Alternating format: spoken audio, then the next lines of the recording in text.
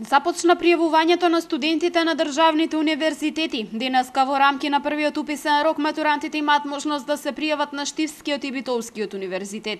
Штипскиот располага со вкупно 7428 слободни места, додека на Битолскиот Климент Охридски има 3595. Утре и во петок пак ќе се одвиваат пријавувањата на универзитетите Кирил и Методи во Скопје и Апостол Павле во Охрид. Најстариот и најголем универзитет Кирил и Методи располага со вкупно 10.048 слободни места според конкурс.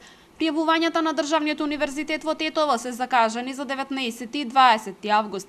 Станува збор за пријавувања за додипломски студии во академската 2014-2015.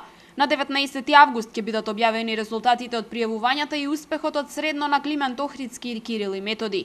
Ден подоцна на универзитетите Гоце Делчев и Апостол Павле, а на Државниот универзитет во Тетово резултатите ќе бидат достапни на 25 август.